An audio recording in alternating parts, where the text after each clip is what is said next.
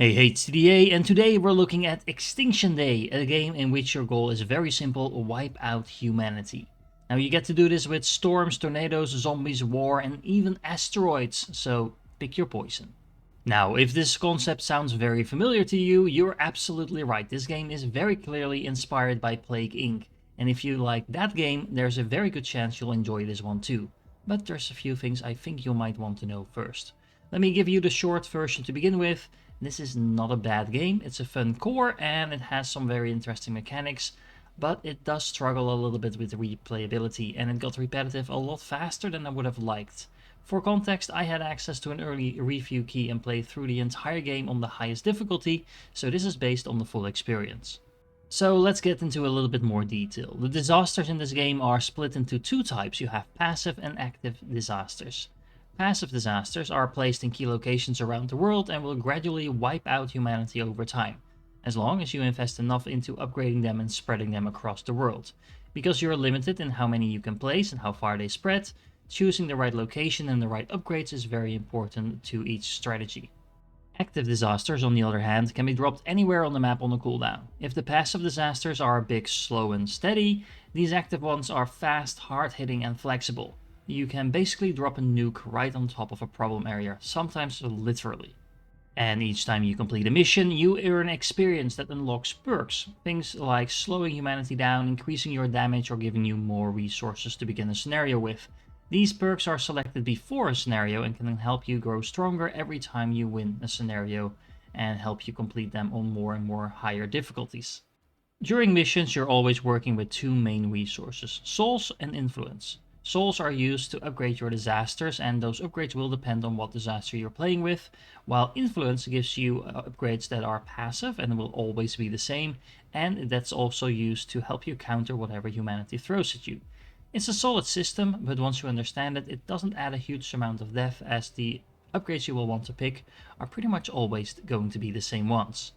Still, on paper, it all works pretty well, and especially the first couple of levels that you play will be very interesting. The disasters themselves are actually pretty varied, and figuring out how each of them works and how you can optimize using them on the highest difficulty levels is actually a quite little fun puzzle. The problem is what happens after that. Once you figure out the optimal strategy for a disaster, most scenarios start to feel very similar. In my experience, the most effective approach was pretty much always the same. Pick one strong passive disaster, fully invest in that one, and then use a single active disaster on top of that to clean up whatever is left. And even though the game allows you to mix and match multiple different disasters on top of each other, there is just very little reason to do so, and you don't really have enough resources to do that either, or enough time, because by the time you upgraded one fully, the world is pretty much getting destroyed already, so you don't really need that second one, or you might not have enough resources left to actually do something meaningful with it. The scenarios themselves don't really help with this much either. While some of them do have unique conditions, many of them don't really change how you play.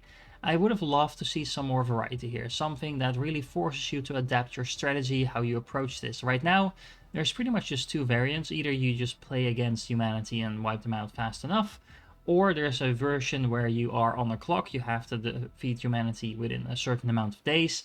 They will typically don't fight too much back, so this is really a race. But other than that, that's pretty much it. In the main campaign, you unlock new disasters, and there are some challenge scenarios as well that you unlock. Once you have those disasters, you can play to kind of challenge yourself a little bit more.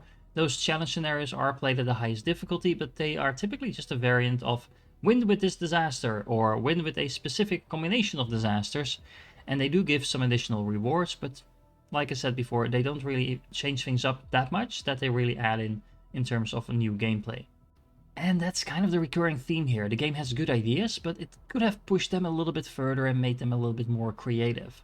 There's also hints at some content still coming up, some additional disasters on the roadmap, which is a little bit weird considering I would have expected them to release with the game right now, but anyway, they are coming later, so maybe that will fix some of the variety that I'm currently looking for.